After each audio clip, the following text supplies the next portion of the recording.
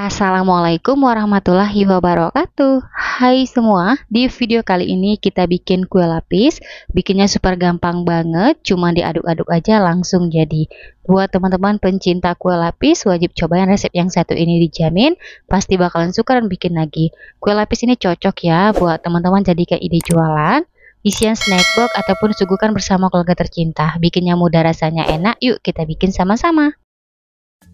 Untuk cara membuat, siapkan pan, masukkan 2 gelas belimbing atau 400 gram gula pasir untuk 1 gelasnya penuh seperti ini. Gelas kedua gula pasirnya juga penuh ya. Masukkan 1 sendok teh garam halus.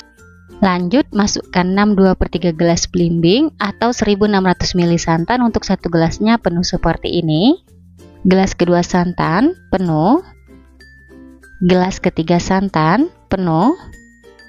Gelas keempat santan penuh. Gelas kelima santan penuh.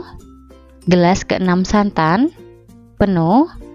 Dan untuk yang 2/3 gelas belimbing santan batasnya seperti ini, jadi nggak penuh. Biar wangi, tambahkan 2 lembar daun pandan. Lalu kita masak atau kita rebus terlebih dahulu. Sekarang kita nyalakan api kompor sedang aja. Kita masak semua bahannya sambil diaduk-aduk supaya nggak pecah santan. Dan ini kita masak hingga santannya mendidih. Untuk santannya teman-teman, saya gunakan santan segar dari 2 butir buah kelapa ukuran besar, biar rasa kue lapisnya enak banget. Untuk santannya ini wajib ya teman-teman, kita masak terlebih dahulu hingga mendidih. Apalagi kalau teman-teman bikin buat jualan, biar kue lapisnya awet nggak cepat basi. Setelah santannya sudah mendidih seperti ini, matikan api kompornya, lalu kita biarkan santan di suhu ruang hingga dingin baru bisa digunakan. Kalau teman-teman mau santannya cepat dingin, boleh diarahkan ke bawah kipas angin. Langkah selanjutnya kita bikin adonan. Siapkan wadah, masukkan 3 gelas belimbing atau 350 gram tepung beras untuk 1 gelasnya penuh. Gelas kedua tepung beras penuh. Dan untuk gelas ketiga tepung berasnya juga penuh ya. Lanjut masukkan 1,5 gelas belimbing atau 150 gram tepung tapioka atau tepung sagu untuk 1 gelasnya penuh. Dan untuk yang setengah gelas belimbing tepung tapioka batasnya seperti ini, jadi nggak penuh. Selanjutnya kita masukkan santan yang kita masak di awal. Ini kondisi santannya sudah dingin. Untuk santannya kita masukkan secara bertahap. Kemudian kita aduk-aduk. Di sini saya ngaduknya menggunakan whisker. Pastikan semua bahannya tercampur rata, nggak ada yang menggumpal atau menggerindil. Oh ya teman-teman, sambil menonton video ini, buat teman-teman yang baru bergabung, salam kenal. Mohon banget untuk bantuan subscribe dan aktifin juga ya tanda loncengnya. Dan buat teman-teman yang sudah subscribe, saya ucapkan terima kasih banyak. Semoga teman-teman semua diberikan kesehatan dan dimurahkan rezekinya. Amin ya robbal alamin. Setelah semua adonan sudah tercampur rata, terakhir kita saring biar hasilnya halus, nggak ada yang menggumpal.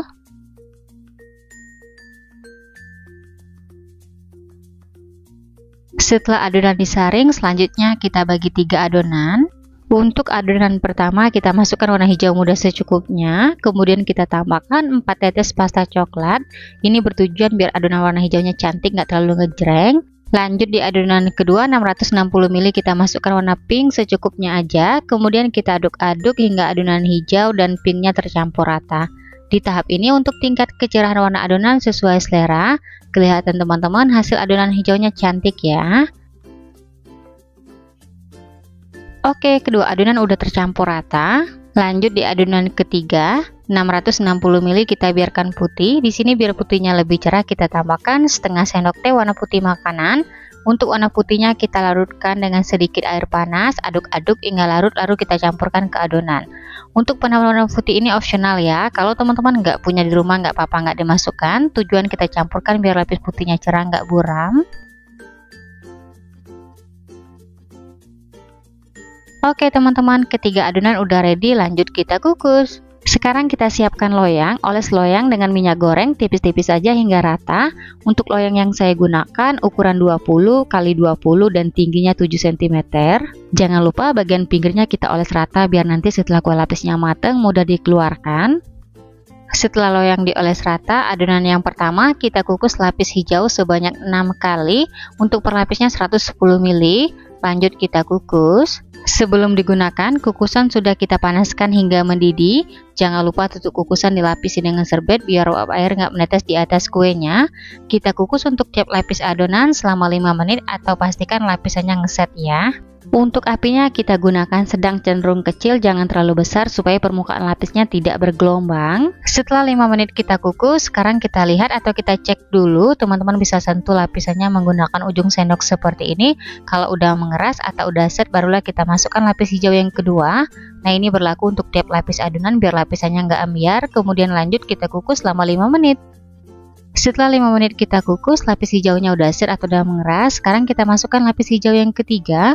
Untuk videonya saya contohkan beberapa aja. Setelah ini lanjut kita kukus semua adonan hijaunya hingga selesai. Setelah lapis hijau selesai kita kukus semua, sekarang kita beralih ke lapis pink. Kita kukus sebanyak 6 kali untuk per lapisnya 110 ml. Lanjut kita kukus untuk tiap lapis adonan selama 5 menit. Setelah 5 menit lapis pinknya udah set atau udah mengeras. Sekarang kita masukkan lapis pink yang kedua. Untuk videonya saya contohkan 2 aja. Setelah ini lanjut kita kukus semua adonan pinknya hingga selesai. Setelah lapis pink selesai kita kukus semua, sekarang kita beralih ke lapis putih. Kita kukus sebanyak 6 kali untuk per lapisnya 110 ml. Lanjut kita kukus untuk tiap lapisnya selama 5 menit. Untuk video ngukus adonan saya contohkan beberapa aja. Saya rasa kalau teman-teman lihat hasil kue lapisnya pasti bisa. Kita kukus semua adonan hingga selesai.